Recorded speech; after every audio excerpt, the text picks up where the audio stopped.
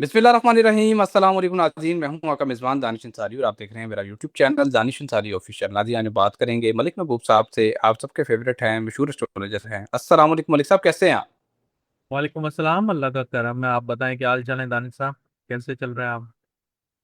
अल्हम्दुलिल्लाह मलिक साहब, मैं भी ठीक हूँ। मलिक साहब, बड़ी दिलचस्प सिचुएशन बन गई है और मलिक साहब आपने ही बताया था कि, और आप काफ़ी अरसे से बता रहे हैं कि पीटीआई के अपने ही लोग हैं जो इसको अंदर से खा रहे हैं, नुकसान पहुँचा रहे हैं, और जब तक वो ठीक नहीं होंगे, उनको बाहर नहीं निकाला जाएगा, पीटीआई ठीक नहीं हो सकती। तहरीक-ए-इंसाफ ने आज़ाद कश्मीर के इलेक्शन का बायकॉट का ऐलान कर दिया है। सर, गिलगित-बल्तिस्तान के इलेक्शन का बायकॉट इन्होंने नहीं किया था, क्योंकि इन्हें वहाँ पे बल्ले का निशान नहीं मिला था। अब आज़ाद कश्मीर की सुप्रीम कोर्ट ने इनको बल्ले का निशान अलॉट भी कर दिया है, उसके बावजूद ये इलेक्शन नहीं लड़ रहे।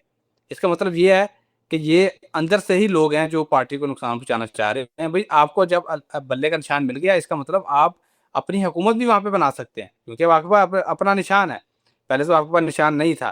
तो सर, इनका क्या इलाज है? ये जो अंदर लोग खाए जा रहे हैं, पार्टी को नुकसान पहुँचा रहे हैं, इनका कोई हल भी है कि नहीं है? क्या फ्यूचर देखते हैं इनका? देखिए, मुझे नहीं लगता कि इनका कोई भी हल है खान साहब के अलावा, या फिर खवातीन आ जाए टॉप लीडरशिप पे, वरना ये ऐसे ही चलेगा। बल्कि ये इन्होंने जो डैमेज पहुंचाना था वो बहुत हद तक पहुंचा दिया। ओके मलिक साहब। अच्छा मलिक साहब, आज़ाद कश्मीर की सूरत-ए-हाल पर काबू पाने के लिए पूरे पाकिस्तान से कोशिशें की जा रही हैं, सियासी जमातें सरगर्म हैं, मौलाना फजल रहमान भी इसके लिए कोशिश कर रहे हैं, तहरीक-ए-इंसाफ भी, हुकूमत भी। लेकिन सर, कोई हल नहीं निकल रहा, और ख़ास तौर पे कहा जा रहा है कि 27 जुलाई का जो दिन उन्होंने मुकर्रर किया है इलेक्शन के लिए, इस दिन बहुत ज़्यादा वहाँ पे हंगामे फूट सकते हैं, नुकसान हो सकता है। क्या देख रहे हैं सर? आपने इस तारीख को भी खतरनाक करार दिया है। क्या इस तारीख से पहले तक हुकूमत, जो ये एक्शन कमेटी है, कलअदम एक्शन कमेटी, इसको टेबल पर बैठाने के लिए तैयार हो जाएगी, या फिर 27 जुलाई को आर या पार होगा? ये मुझे ऐसा लगता है खाने के लिए तैयार भी हो जाए तब भी ये सेटल नहीं होगा मामला। ये बैठ भी जाएंगे तो ये सेटल नहीं होगा, क्योंकि जो डेट इन्होंने सेलेक्ट की है, मैंने आपको पहले भी बताया, डेट्स बड़ी इंपॉर्टेंट होती है। उस दिन प्लैनेट की पोजीशन बहुत ज्यादा डेंजरस है। तो मुझे ऐसा लगता है अवाम बहुत ज्यादा जो है ना एग्रेसिवली सामने आने वाली है उस दिन पर। ओके मलिक साहब। अच्छा मलिक साहब, जुलाई का जो महीना है, उसमें आप क्या देख रहे हैं?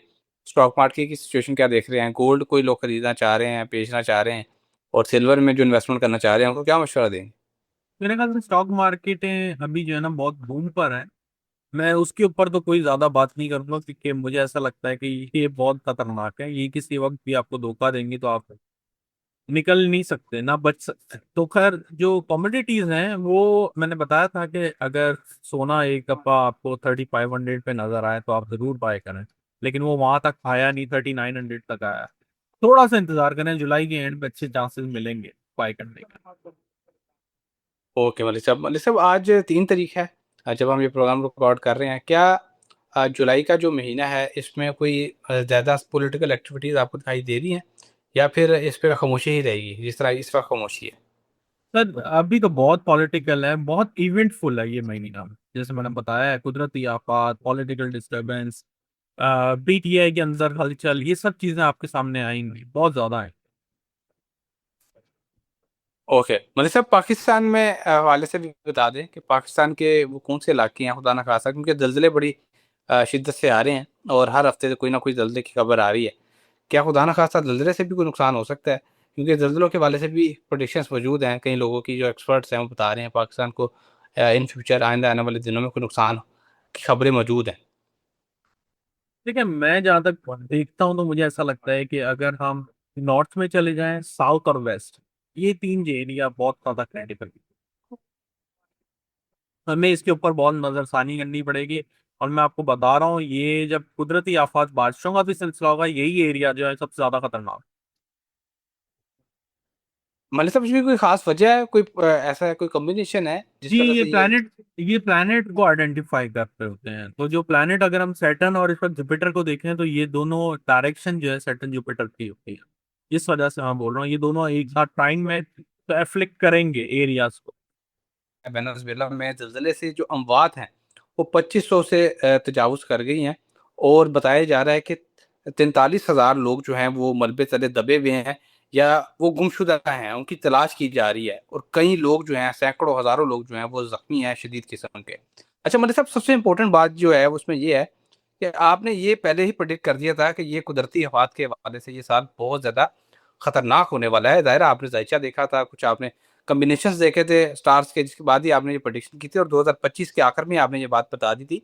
लेकिन मैं हैरान इस बात पे था कि 6 महीने से आपकी प्रेडिक्शन दुरुस्त नहीं हो रही थी। कोई ऐसा हादसा नहीं हो रहा था, कोई ऐसा बड़ा वाक़या नहीं हुआ था और मैं इस पे मुतमिन भी था कि अल्लाह, आप भी अक्सर कहते हैं कि कोई बुरा वाक़या ना हो तो प्रेडिक्शन गलत हो जाए, उसमें कोई बात नहीं है। लेकिन सर ये प्रेडिक्शन आपकी दुरुस्त हुई है और इतनी ज़्यादा तादाद में हम बात हुई हैं। मलिक साहब ये क्या अब द एंड है, जो होना था हो चुका है, या अभी भी कुछ ऐसे इलाके हैं दुनिया के, क्योंकि परसों पाकिस्तान में भी ज़लज़ला आया और शदीद किस्म की बारिशें भी शुरू हो गई हैं इंडिया पाकिस्तान में। ये सिलसिला क्या अब दुनिया के दीगर हिस्सों को भी नुकसान पहुँचाएगा कुदरती आफ़ात का? देखिए, मुझे ऐसा लगता है कि मैं आपको बहुत दफ़ा बता चुका हूँ और मैंने एक टाइमलाइन भी बताया है कि स्टार्टिंग 15 जुलाई, 15 जुलाई से इन सब चीज़ों में शिद्दत बहुत ज़्यादा बढ़ जाएगी। बहुत ज़्यादा मतलब एक्स्ट्राऑर्डिनरी लेवल पे। एक्स्ट्राऑर्डिनरी लेवल का मतलब ये है कि जो बारिशों से नुकसान हो रहा है ना, पहले जो जो कॉम्बिनेशन बने हुए थे उसमें अर्थक्वेक के बहुत ज़्यादा इसका हाथ बढ़ रहे थे। लेकिन इस वक़्त जो है बारिशों के जो इम्कानात हैं, वो बहुत ज़्यादा शदीद बढ़ रहे हैं। और स्पेशली अगर हम पाकिस्तान की बात करें तो इस्लामाबाद, लाहौर, पिंडी ये फिर भी समहाउ अकोमोडेट कर लेते हैं हेवी रेनफॉल, ठीक है? लेकिन अगर हम सिंध की तरफ आ जाएँ, यहाँ तो बहुत ही बुरा हाल हो जाता है। और मुझे इस दफ़ा साउथ वेस्ट अगर बोलें तो ज़्यादा मोर स्पेसिफिक अगर मैं बात करूँ तो साउथ वेस्ट का जो एरिया है, वो बहुत ज़्यादा प्रॉब्लम में नज़र अल्लाह ना करे। लेकिन मैं अभी भी ये कहूँगा कि फ़िलहाल सिनेरियो अच्छे नहीं हैं। अगर आप ये सोच रहे हैं कि जो होना था हो गया, अल्लाह करे ऐसे ही हो। लेकिन अभी तो पूरी पिक्चर नज़र आ रही है जो 15 जुलाई से स्टार्ट होगी और ये एक्सटेंड करेगी कम से कम 15 अगस्त तक। 15 अगस्त के बाद जैसे ही सन नेक्स्ट साइन में चला जाएगा, तो हम सोच सकते हैं कि कुछ कुछ बेहतरी आना शुरू हो जाएगी। लेकिन 15 जुलाई से 15 अगस्त बहुत ज़्यादा क्रिटिकल है। आगे अगर हम आगे की बात करें 3-4 महीने आगे की बात करें तो वो और भी ज़्यादा अ, कुदरती आफ़ात साइड से वॉर की तरफ ज़्यादा मुझे दिख रहा है, बहुत ज़्यादा दिख रहा है। ओके मलिक साहब। अच्छा मलिक साहब, इंडिया में बारिशों का सिलसिला जैसे ही शुरू हुआ है, बताया जा रहा है सैकड़ों बस्तियाँ, अब दर्जनों नहीं सैकड़ों बस्तियाँ जो हैं वो बह गई हैं, दर्जनों जी, अफराद हलाक हो गए हैं और कई जी। लापता हो चुके हैं। सर इंडिया में इस वक़्त इस मर्तबा बताया जा रहा है, कई तज्ज़ियाकार कह रहे हैं, एक्सपर्ट्स कह रहे हैं कि इस मर्तबा बहुत ज़्यादा नुकसान होगा, क्योंकि बारिशों का सिलसिला जो है जो स्टार्ट हो रहा है, वो अब इतनी आसानी से नहीं रुकेगा, वो काफ़ी देर तक जारी रहेगा। सर क्या पाकिस्तान के में इस मर्तबा मामला सही रहेंगे? क्योंकि लास्ट टाइम पाकिस्तान के जो शहर थे, फर्स्ट टाइम ऐसा हुआ था कि शहर भी डूब गए थे, इवन कि लाहौर जैसा बड़ा शहर भी डूब गया था। क्या लाहौर और दीगर जो शहर हैं पंजाब के, वो इस मरतबा महफूज़ रहेंगे या फिर ये भी बह जाएँगे खुदा ना ख़ास्ता? यार दानिश भाई, आप मुझसे ऐसे सवाल कर रहे हैं कि जिनका मैं हाँ में जवाब दूँगा तो भी अच्छी बात नहीं है और मैं अगर उसका गलत जवाब दूँगा तो भी अच्छी बात नहीं है। अनफॉर्च्युनेटली मुझे इस दफ़ा पहले से बदतर हाल दिख रहा है। मैंने आपको पहले भी बताया था कि लास्ट ईयर में सिर्फ सैटर्न था वाटरी साइन में, ठीक है? और कुछ टाइम के लिए 2-3 महीने के लिए जुपिटर आया था कैंसर में और फिर वो रेट्रोग्रेड हो गया, वापस फॉल बैक कर गया था। इस साल में जुपिटर कंटिन्यूअसली कैंसर में रहेगा, आगे भी जाएगा मतलब लियो में भी ट्रांजिट करेगा, लेकिन एट द सेम टाइम वो फिर वापस से कैंसर में आएगा। तो ये और 27 या 26 और 27 ये 2 साल पानी के लिए बहुत ज़्यादा खतरनाक। तो अब आप ये अगर आप कहें ना पाकिस्तान के लिए बहुत ज़्यादा मसाइल है, मैं आपको बता रहा हूँ। अल्लाह ना करे, लेकिन मैंने बहुत से व्लॉग में कंटिन्यूअसली एक ही बात की है, कोशिश करें कि अगर आपका डाउन द हिल हाउस है मतलब अ, गहराई की तरफ है जहाँ पानी आने का बहुत अंदेशा है, आप अपने लिए पहले से ही एहतियाती तदाबीर कर लें। इंतज़ार नहीं करें क्योंकि आप जानते हैं माशाल्लाह हुकूमत के क्या हालात होते हैं और वो एंड एंड यही होता है कि एक दूसरे के ऊपर इल्ज़ामात लगते हैं, लेकिन आप अपनी मदद आपके लिए पहले से तैयारी पकड़ लें। ओके मौलवी साहब। अच्छा मौलवी साहब, इंडिया की तरफ से धमकी दी गई पाकिस्तान को कि हम आपका पानी बंद कर देंगे और आपका मुल्क जो है वो बंजर ज़मीन बन जाएगा। जिसके बाद पाकिस्तान के वज़ारत-ए-ख़ारिजा की तरफ से भी बड़ा सख्त बयान आया कि दुनिया का कोई मुल्क पाकिस्तान को बंजर नहीं कर सकता। सर ऐसा लगता है कि पानी के ऊपर पाकिस्तान और इंडिया की एक नई जंग जो है वो होने वाली है वो जंग बॉर्डर पे ना भी हो तो डिप्लोमेटिक लेवल पे तो वो जंग शुरू हो गई है, और पाकिस्तान ने भी राब्ते शुरू कर दिए हैं, इंडिया ने भी राब्ते शुरू कर दिए हैं, और इस मसले का कोई हल निकालने की भी कोशिश की जा रही है। इंडिया की तरफ से एफर्ट नहीं की जा रही। आप क्या देख रहे हैं, खुदा ना खास्ता क्या पानी के मसले पे कोई पाकिस्तान इंडिया दोबारा आमने सामने आ सकते हैं सर? कि पानी का मसला तो ये है, कहाँ से रोकेंगे?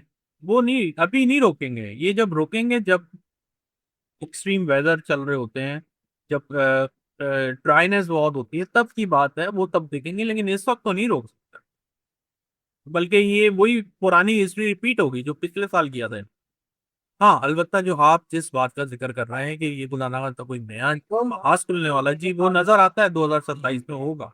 लेकिन फिलहाल जो एक फेज था जिसमें मैंने आपको बहुत दफा बताया कि ये टाइम जो है क्रिटिकल है, खुदा ना खास्ता इसमें इंडिया पाकिस्तान की जंग हो सकती है। लेकिन फिलहाल ऐसा नहीं दिख रहा मुझे कुछ भी तो जंग हो जाए इस वक्त। ये वो पानी से जो कार्रवाई करते हैं एज यूजल, वही नजर आ रही है। सब ये दावा इसके अलावा नहीं नजर ओके मौलवी साहब। अच्छा मौलवी साहब, कुछ इंटरनेशनल खबरों में बात कर लेते हैं। बड़ी इंपॉर्टेंट खबर ये है कि आयतुल्ला खामनई जो हैं उनकी तदफीन के हवाले से तैयारियां की जा रही हैं, और ईरान की फ़ौज की तरफ से वार्निंग जारी की गई है इसराइल को भी, अमेरिका को भी, कि अगर इसको नुकसान पहुंचाने की कोशिश की गई या कोई हमला किया गया तो हम भरपूर जवाब देंगे। सर, कहा जा रहा है अमेरिकी इंटेलिजेंस की तरफ से भी आज एक रिपोर्ट सामने आई है कि इसराइल तैयारी कर रहा है इसको सबोताज करने की और मिसाइल अटैक करने की, और दुनिया के 100 ममालिक के अहम रहनुमा जो हैं वो यहाँ पर आ रहे हैं, इवन के रिजर्व शबाज शरीफ भी जा रहे हैं ईरान में। क्या खुदा ना खास्ता कोई तसादुम हो सकता है आइंदा चंद दिनों में जब ये तदफीन का सिलसिला शुरू होगा, या फिर खैर व आफियत से सारे मामला हल हो जाएंगे? क्या देख रहे हैं इससे तेजी मुझे से? नहीं लगता ऐसा कोई काम, ऐसा कोई काम नहीं मुझे नजर आ रहा। ये फिलहाल के लिए जैसे मैंने कहा था, ये पॉज है। धमकियां धमकियां लगती रहेंगी, ऐसा कोई मेजर इंसिडेंट सितारों की रोशनी में अभी नजर नहीं आ रहा। मैंने आपको बताया है, छोटे मोटे पटाखे जो फटे थे बीच, वो बस टेम्परेरी थे। वॉयलेशन भी हो गई आपके सामने है, अब वही चीजें वैसे ही चल रही। हालांकि अगर आप देखें इंटरनेशनल मार्केट में क्रूड ऑयल बहुत नीचे आ गया, लेकिन क्या उतना प्राइस वापस आए जो हम पुराने प्राइस ले रहे थे? कुछ भी नहीं है, वहीं के वहीं खड़े हैं। तो इसका मतलब ये बहुत क्लियर है कि ये वापस ऊपर जाएगा ओके क्रूड मलिक ऑयल। साहब। अच्छा मलिक साहब, रूस ने यूक्रेनी दारुल कैफ पर मिसाइलों और ड्रोन से हमला किया है जिसमें दर्जनों अफराद हलाक हो गए हैं, और सर रूस में सिचुएशन बहुत ज़्यादा ख़राब हुई हुई है, क्योंकि तवानाई के जो प्रोजेक्ट्स थे उनको निशाना बनाया गया था यूक्रेन की तरफ से, जिसकी वजह से वहाँ पे पेट्रोल का बुरान भी जो है वो पैदा हो गया है। सर, ये जंग ऐसा लगता है कि अब एस्केलेट करने वाली है, क्योंकि रूस भी बहुत ज़्यादा परेशान है यूक्रेन से, और यूक्रेन भी बहुत ज़्यादा परेशान है। ये दोनों एक दूसरे से जान छुड़वाना चाह रहे हैं। क्या इस जंग का कोई इख्तिताम अब आप देख रहे हैं कि ऐसा कोई बड़ा हमला खुदा ना खास्ता हो सकता है कि इस जंग को ख़त्म कर दे, या फिर ये सिलसिला भी आप चलते हुए देख रहे हैं? ये अभी चलेगा। मुझे तो उम्मीद ये थी कि ये खत्म हो जाना चाहिए, और आपने देखा भी था बीच में ये चीजें बढ़ गई थी आगे। लेकिन ऐसे अनासर आ जाते हैं बीच में, आई डोंट नो। मैं ये तो नहीं कहता हूँ कि 100% परफेक्शन होती है एस्ट्रोलॉजी में, इधर भी मिस्टेक्स होती हैं। लेकिन फिलहाल मुझे ऐसा लगता है कि अगर ये 2-3 माह रही तो ये आग बहुत ज्यादा भड़कने वाली है, क्योंकि उसके बाद पूरी दुनिया में जो टाइम होगा वो बहुत डिफिकल्ट आने वाला है जंगों को लेकर।